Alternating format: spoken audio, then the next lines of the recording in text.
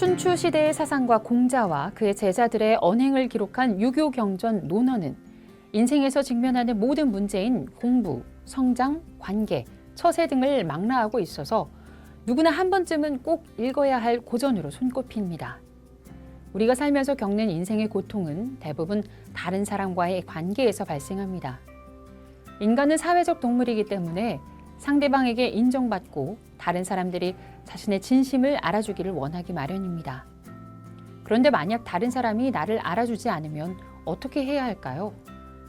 이에 대한 해답을 공자는 이미 2000년 전에 내놓았습니다. 공자는 논어, 하기편에 다른 사람이 나를 알아주지 않아도 화내지 않는다면 군자답지 않겠는가 라고 말했습니다. 이는 한 사람의 인생에서 마주칠 수 있는 모든 어려움에 대처하는 방법을 한 번의 가르침이라고 할 수 있습니다. 앞서 말한 문장 외에도 논어 전편에 실린 글들은 불안과 고통의 삶에서 자신을 지켜주는 든든한 버팀목이자 인생의 항로를 결정해주는 선장과 같은 역할을 합니다. 1999년 국제대학토론대회에서 우승을 하고 2013년 자신의 이름을 딴 판덩 독서회를 창립해서 4천만 명이 넘는 회원과 교류하고 있는 판덩에 나는 불안할 때 논어를 읽는다는 불안과 고통에 시달리는 현대인들에게 논어의 지혜를 공유하기 위한 마음을 담고 있습니다. 이 책은 현대적인 용어와 일상어로 공자의 깨달음을 알기 쉽게 설명하고 나아가 현대 학문과 논어의 연결점을 찾아 올바른 논어 읽기의 방법을 제시합니다. 이 책의 본문은 3편으로 구성되어 있으며 제1편에는 논어의 하기편을 중심으로 배움에 대한 마인드셋이 천하를 다스린다는 16가지 이야기를, 제2편에는 위정의 내용을 토대로 북극성처럼 빛나는 지도자가 되기 위한 24가지 이야기를, 제3편에는 8일편을 바탕으로 마음이 불안할 때 되돌아보는 예법, 그리고 음악에 관한 21가지 이야기를 다루고 있습니다.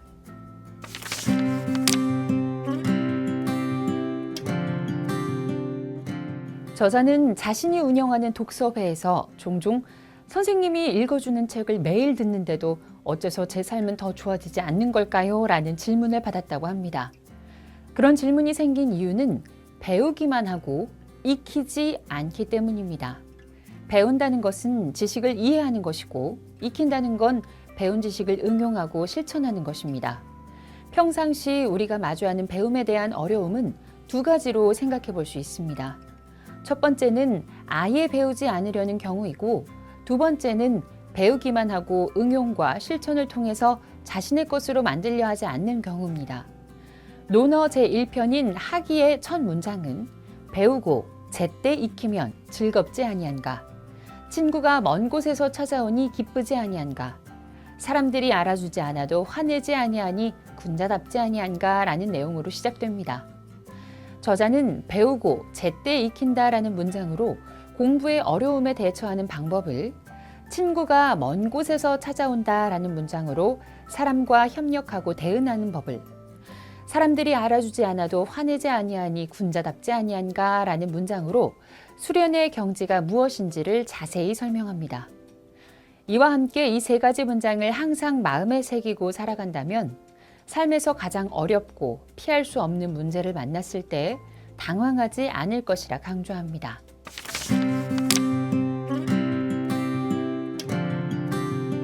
공자의 제자 자공이 공자에게 가난하지만 아첨함이 없고 부유하지만 교만함이 없으면 어떻습니까? 라고 묻자 공자가 괜찮다. 하지만 가난하지만 즐거워하고 부유하지만 얘를 좋아하는 것만 못하다 라고 대답했습니다. 자공은 재산이 많고 장사를 잘했던 상인이었고 외교관이기도 했습니다. 자공의 질문은 스승인 공자에게 자신을 어떻게 생각하는지를 물은 것입니다. 자신은 아첨하지 않고 교만하지 않은 사람이라는 것을 인정받고 싶어 했던 것입니다. 자공의 태도는 훌륭한 것일 텐데도 공자는 심드렁하게 괜찮다라고만 대답합니다. 가난하지만 아첨함이 없다는 것은 스스로 인내하는 상태입니다. 품격을 지키려 상대방이 부유하다는 것을 알면서도 빌붙지 않고 배가 고파도 다른 사람의 음식을 탐내지 않는 것입니다. 이것은 욕구를 억누르는 상태인 만큼 고통이 따를 수밖에 없습니다. 공자는 가난하지만 자존심을 지키려 억지로 참고 고통스러워하는 것을 반기지 않았습니다. 가난 속에서도 편안함과 즐거움을 추구하길 바랐습니다. 가난할지라도 마음은 즐거울 수 있습니다. 저자는 캐비어 요리를 먹는 사람 앞에서 라면을 먹더라도 맛있게 먹는 사람이 가난하지만 즐기는 경지라고 풀어서 설명합니다.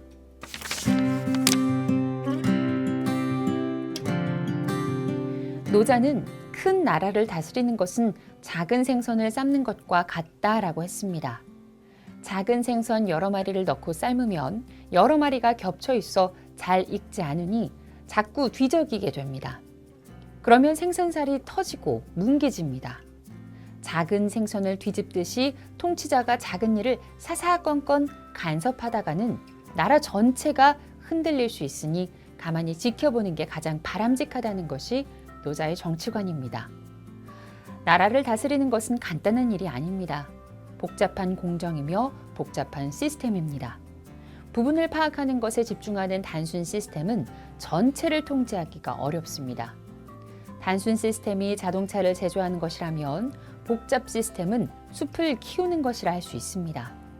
숲을 조성하는 일은 전체의 생태가 조화와 균형을 이루어 숲이 조성되기를 기다리는 것뿐입니다.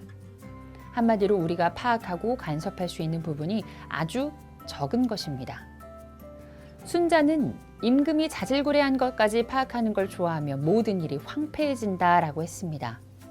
공자는 논어 제2편 위정의 첫 부분에 덕으로 정치를 한다는 건 북극성이 제자리에 가만히 있으면 뭇 별들이 둘러싸는 것과 같다라고 했습니다. 공자는 정치를 밤하늘에 맴도는 별들의 모습에 지도자나 경영자를 북극성에 비유했습니다. 지도자를 북극성에 비유한 것은 리더의 방향성을 강조한 것입니다. 지도자는 자신의 위치를 지키며 조직의 전체 방향을 계획해서 구성원 모두가 우주의 별들처럼 각자의 자리에서 정해진 방향에 따라 움직일 수 있게 해야 합니다. 북극성처럼 진중하고 굳건히 중심을 잡아주는 역할이 지도자의 덕목이라는 공자의 가르침은 모든 직원이 자기 뜻대로 움직여주길 바라고 또 모든 일을 직접 지도하고 싶어하는 조직의 리더들, 특히 창업자들이 새겨볼 만한 내용입니다.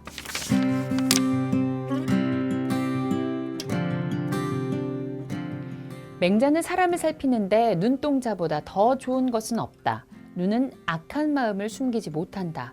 마음이 바르면 눈동자가 밝고 바르지 못하면 눈동자가 흐리다라는 말로 사람을 파악하는 방법을 설파했습니다. 공자는 맹자보다 더 엄격한 방법으로 사람 판별의 기준을 제시했습니다. 공자는 그 사람의 행동을 보고 이유를 살피고 편안함을 관찰한다면 자신을 어떻게 숨길 수 있겠느냐라고 했습니다.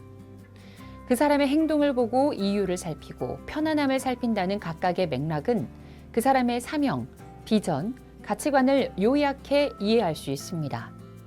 행동을 본다는 뜻은 그 사람이 어떤 방법으로 일을 하는지 관찰한다는 의미입니다. 이유를 살핀다는 뜻은 그 사람의 동기, 즉 자신의 사욕과 체면을 위함인지 아니면 나라와 타인을 위한 것인지를 살핀다는 것입니다. 편안함을 살핀다는 맥락은 그 사람이 어느 시간, 어느 곳에서 어떤 사람과 있을 때 편안을 하는지를 살피면 그의 미래를 내다볼 수 있다는 뜻입니다. 이 세 가지를 살피면 사람의 인격을 판단할 수 있다는 것이 인언수제의 가르침입니다.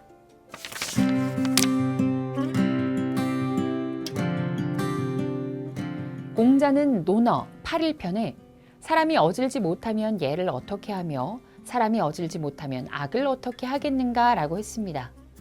이 말의 참 뜻은 사람의 마음에 어질미 없다면 예절에 따라 행동한들 무슨 소용이 있겠냐는 것입니다.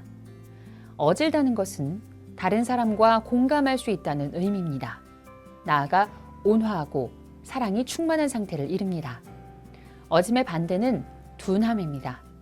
사람은 어질고 자애로운 마음이 사라지면 둔해지기 마련입니다. 둔한 사람은 다른 사람과 공감할 수 없으며 자신의 지위와 신분을 드러내기 위해 예악을 이용합니다. 이들은 예학이 담고 있는 감정과 의미를 전혀 이해하지 못합니다. 이런 부류의 사람들은 돈이나 권력만 최고로 생각해 나머지는 무시합니다.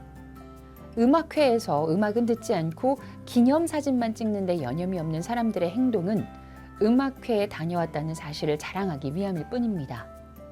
내면이 온화하고 풍부해야 비로소 어질고 자애로운 마음을 느낄 수 있고 음악의 가치를 알게 됩니다. 음악뿐만 아니라 다른 것들도 마찬가지입니다.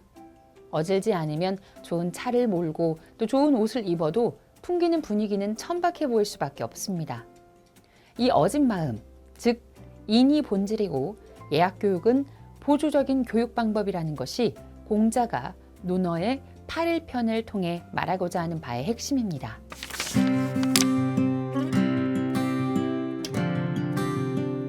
저자는 이 책에 실린 61가지 이야기가 많은 학술적 논쟁을 불러올 수 있다고 말합니다. 논어의 간단한 문장 속에서 심오한 여러 가지 뜻이 담겨 있기 때문입니다. 저자는 그러한 학술적 논쟁에 참여할 생각은 전혀 없으며 오로지 자신이 이해한 것을 바탕으로 논어가 지금 시대와 어떤 관계가 있는지를 설명했다고 밝힙니다. 나아가 논어를 문자 그대로 고지식하게 읽는다면 논어는 시대착오적이고 경직된 죽은 학문이 된다고 강조합니다. 이 책은 2000년 전의 논어를 정보화 시대에 어떻게 응용할 것인가 라는 점에 초점을 두었기 때문에 번뜩이는 아이디어가 필요한 창업자, 자녀 교육 걱정에 여념이 없는 부모들, 직업을 선택해야 하는 대학 졸업생들을 비롯한 현대인들 모두가 쉽게 논어에 담긴 소중한 지혜를 얻어서 삶의 고민을 해결할 수 있게 해줍니다.